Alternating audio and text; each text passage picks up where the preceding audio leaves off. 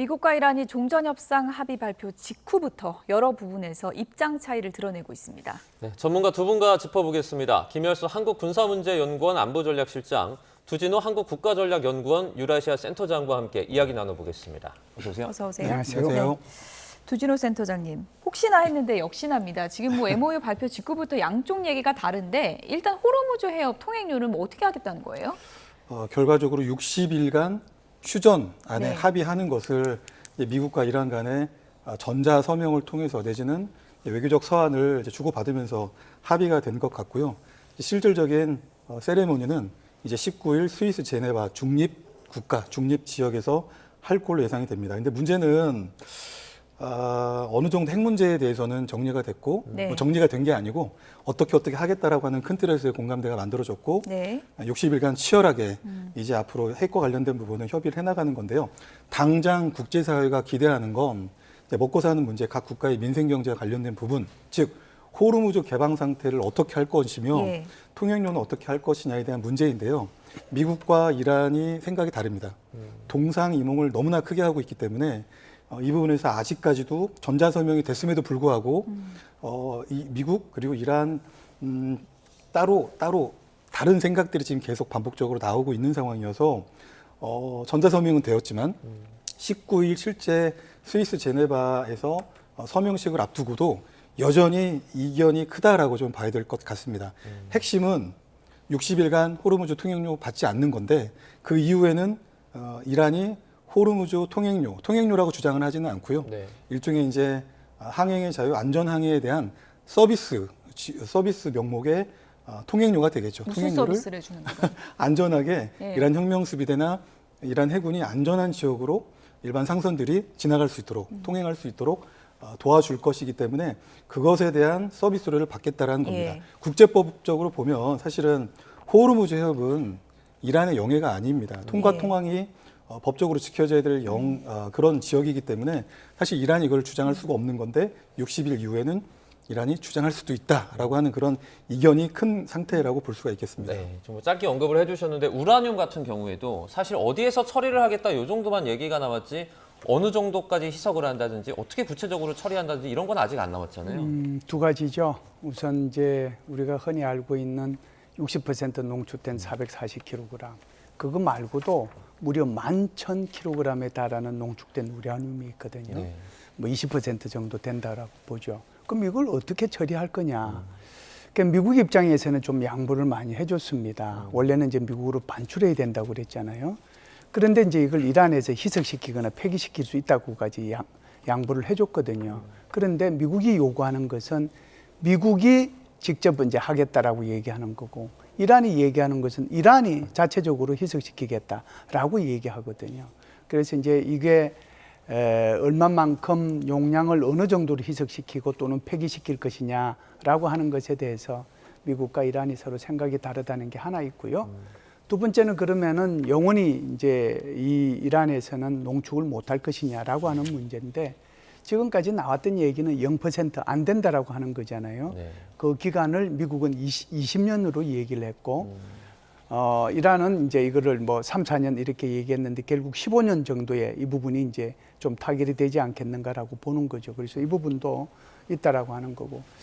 마지막 하나만 더 말씀을 드리면 핵시설 문제도 있거든요. 그 나탄즈 포르도 이스파한인데 미국 같은 경우는 세 곳을 다 없애야 된다라고 얘기하는 거고 이란 같은 경우는 그 중에 한 곳은 있어야 된다라고 얘기하는 거기 때문에 일단 뭐 전자서명은 했고 19일 날 이렇게 문서로 서명하는 이제 세리모니는 하겠지만 세리모니가 끝나고 나면은 엄청난 고통이 따르는 또 협상을 해야 될 거다 이렇게 봅니다.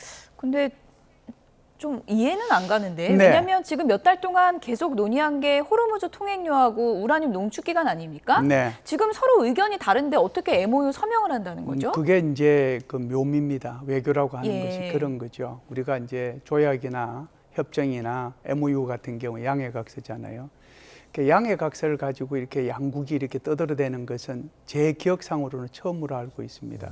제가 국제정치를 공부한 지가 몇십 년이 됐는데 MOU 하나 가지고 이렇게 이제 나라가 이렇게 이제 난리가 나고 뭐 이런 것은 처음인데 그것이 조약이든 뭐 또는 MOU든 선언이든 간에 이게 서로가 좀 유리하게 해석할 수 있는 문구 또는 문장이 되어야 예. 합의가 되는 거지 일방적으로 어떤 한 나라에 유리하게 이렇게 돼 있을 경우에는 합의가 절대로 안 됩니다. 그래서 지금 60일이라고 하는 것도 미국은 미국대로 유리하게 해석할 수가 있죠. 그래 60일이라고 하는 것은 휴전이니까 휴전이 끝나도 우리는 계속 간다라고 얘기하는 거고 이란 같은 경우는 60일이라는 거 60일 끝나고 나면은 그다음에 우리는 서비스료 받을 수 있다라고 얘기하는 거거든요. 그렇기 때문에 이런 애매함이 있는 건데 이 애매함들이 결국은 19일 이후에 다시 예. 협상의 대상이 될 거다 이렇게 봅니다. 벤스 부통령이 국제 원자력 기구 IAEA의 그 핵 사찰단이 다시 이란으로 들어가서 뭐 통제를 하게 된다라고 이제 언급을 했습니다. 그러면 일단 이란 측에서는 이 완을 좀 받아들이는 상황이다 이렇게 좀 볼 수 있나요? 사실은 이란으로서는 비핵화를 합의해주고 어떤 동결되어 있는 1,000억 불 이상의 자산을 해제해서 이란 재건기금으로 활용을 해야 되기 때문에 아마 이란으로서 내어줄 수 있는 것 중에 하나가 이 핵 동결 그리고 일부 좀 희석시키는 문제에 대한 부분이었습니다. 근데 이란이 기승전 혼자서 가지고 있는 물질에 대해서 희석을 하게 되면 아무도 그걸 믿을 수가 없고요. 네.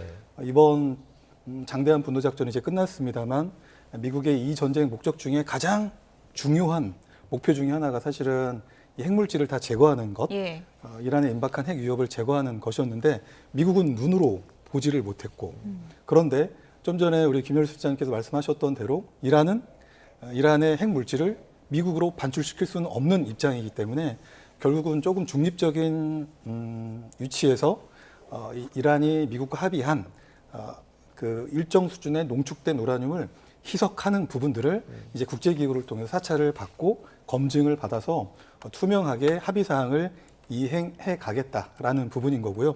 앞서 말씀드린 대로 이렇게 이란이 약간은 전향적으로 나오는 이유는 역시 지금 이란 경제가 거의 뭐 전쟁 때문에 굉장히 어려운 상황이기 때문에 재건에 필요한 그런 자금들을 얻기 위한 하나의 좀 극단적인 방법이 아닌가 이렇게 생각을 합니다. 예.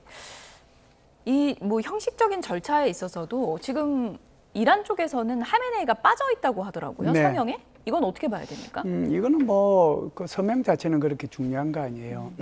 MOU 같은 거 체결할 때 다 보면은 양쪽 이제 대통령 서 있고 앞에 이제 장관들 서명해가지고 예. 서로 교환하잖아요. 그리고 이제 2015년도 JCPOA 할 때도 사실상 거기 그때 당시에 미국의 외무부 장관하고 이란 외교부 장관이 서명했어요. 그러니까 이번에 뭐 하메네이가 이렇게 서명 안 했다고 해서 또 트럼프 대통령이 서명 안 했다고 해서 그거 자체가 뭐 의미가 없는 것은 아니고요. 중요한 것은 그것이 얼마나 지켜지느냐가 중요하겠죠. 그래서 제가 볼 때는 뭐 큰 문제는 이거는 없다라고 생각을 합니다. 양해각서에 이제 트럼프 대통령은 이제 서명은 했다고 지금 알려지고 있는 것 같고, 네. 근데 네. 참석 여부가 지금 관심사인데 참석 여부는 어떻게 될 것 같으세요? 트럼프 대통령이 승인한 게 아니고 서명했다라고 혹시 예. 나왔어요. 그래서 그 부분은 좀 확인해 볼 필요는 있는데요. 예. 대통령이 서명을 하면 저쪽에서도 이제 하메네이가 서명을 해야 되는 거고요. 이제 트럼프 대통령이 승인해 줬다라고 하면 여기를 이제 대통령을 대신해서 벤스 부통령이 서명을 하게 되는 거거든요. 전자 서명은 했다라고 그랬기 때문에 그렇다라고 하면은 뭐 트럼프 대통령이 했을 수도 있는데 서명을 한 것으로 지금 보도가 되고 있습니다. 이 부분은 조금 예. 더 제가 한번 확인을 해보겠습니다. 예. 자, 미국과 이란은 이제 19일에 스위스에서 서명을 한 이후에 실무 협상에 돌입할 전망이라고 전해지고 있는데 아마도 중재국들이 이렇게 다 같이 참여해서 뭐 진행이 될 것 같은데 어떤 방식으로 좀 이루어지는 건가요? 일단 6월 19일 이 서명식의 가장 큰 의미는 네. 앞으로 2달간 서로 교전 행위, 적대 행위를 하지 않고 그런 좀 평화적이고 안정적인 그리고 신뢰할 수 있는 분위기 안에서 호르무즈 해역 개방 상태 유지와 그리고 가장 중요한 비핵화 문제를 어떻게 할 것인가에 대해서 이제 그 60일간 정말 치열하게 이제 협상을 이어갈 걸로 예상이 되고요. 사실 이제 스위스에서 과거에도 JCPOA 할 때 협상을 많이 했던 곳이기도 해서 상징성이 있고 예.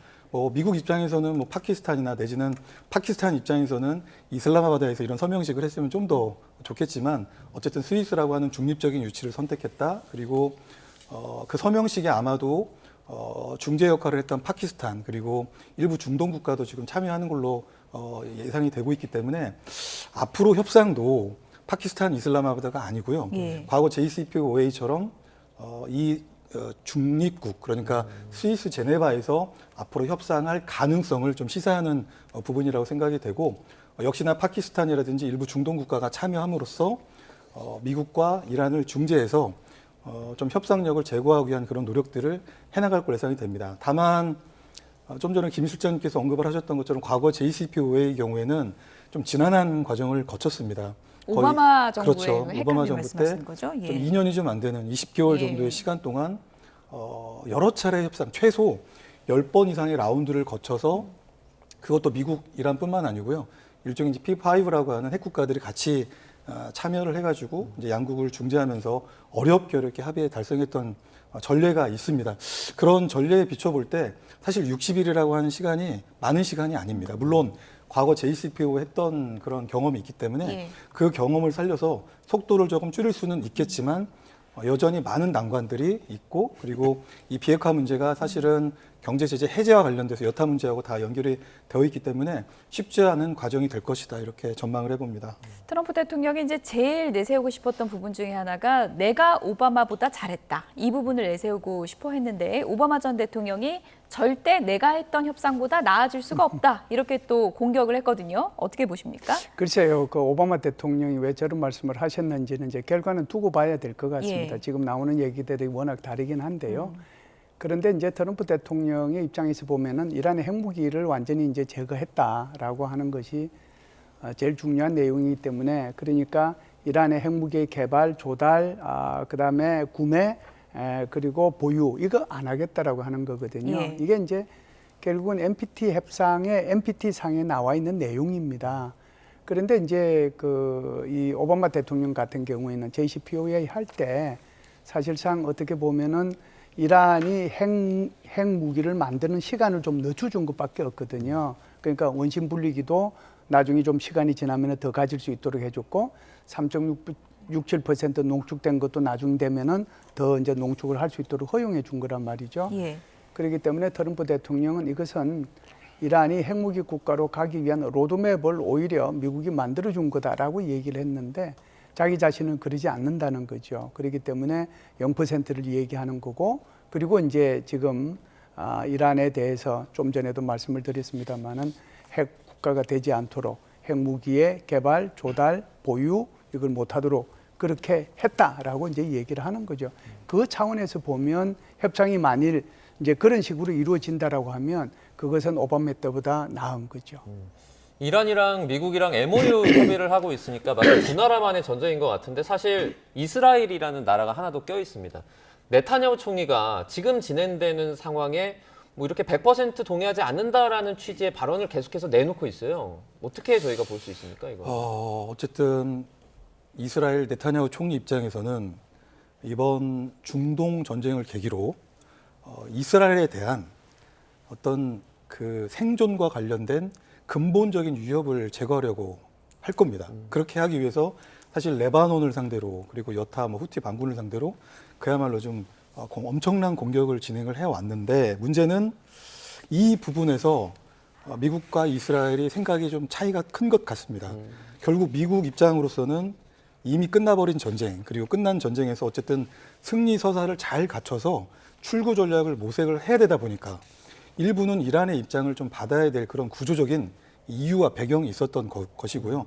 그 핵심은 이란의 이른바 대리 세력이라고 하는 헤즈볼라 이런 세력들과 관련된 부분에서 영구적으로 전쟁을 끝내야 된다라고 사실상 미국과 이란이 전자서명을 통해 합의한 네. 그 14개 조항에 들어갔던 부분인 거죠. 그렇다면 이스라엘은 지금도 즉각적인 위협이 되고 있는 헤즈볼라에 대한 근원적인 위협을 제거해야 될 군사작전을 더 이상 할 수 없는 그런 상황이기 때문에 예. 네타냐후 총리 입장에서는 받아들일 수 없는 합의안인 것이고요. 그리고 이스라엘 내부적으로도 이런 좀 강경한 목소리가 우세합니다. 즉 이번 기회에 헤즈볼라 같은 근원적인 위협을 수단과 방법을 가리지 말고 제거를 하고 그 결과로서 리타니강 이남 지역에 대해서는 확실한 완충지대를 만들어야 된다는 부분인데 미국은 이스라엘 입장을 지지하지 않는 입장으로서 이번에 미국과 이란과 합의가 되었기 때문에 이 부분에서 상당히 지금 난처하고 좀 불쾌한 그런 입장에 네타냐후 총리가 서 있는 게 아닌가 이렇게 생각합니다. 실장이 간략하게요. 네. 트럼프 행정부가 이란에 3천억 달러 규모의 지원금 주기로 했다라는 거 나오니까 민주당이 퍼뜨린 가짜 뉴스다 그랬거든요. 이건 어떻게 지금 결론이 난 거예요? 3천억 달러를 현금으로 줄까요? 일단 미국은 안 줄 거 아니에요. 그럼 동맹국들한테 얘기해가지고 그러니까 주게 하게 만들까요? 그런 의미는 아니고요. 3천억 달러가 민간 기업의 투자금을 합한 것이 3천억 달러다. 이렇게 이제 해석을 하면은 맞을 것 같습니다. 현금 다발 보낸다. 이건 절대로 아니다. 아닙니다. 예. 절대로 아닙니다. 왜 그러냐면은 오바마 대통령이 17억 불을 그냥 준 적이 있거든요. 예. 그것도 이제 옛날에 핵맹 일어나기 전에 미국에 무기 살려고 하기 위해서 선지급한 돈이 17억이 있었는데 예. 사실상 이거 JCPOA 하자마자 17억을 줘서 그거 가지고 엄청나게 비판을 했거든요. 현금 안 갑니다. 네, 알겠습니다. 이란 관련된 얘기들 저희가 자세하게 짚어봤습니다. 자, 김열수 한국군사문제연구원 안보전략실장, 두진호 한국국가전략연구원 유라시아 센터장과 함께했습니다. 고맙습니다. 고맙습니다.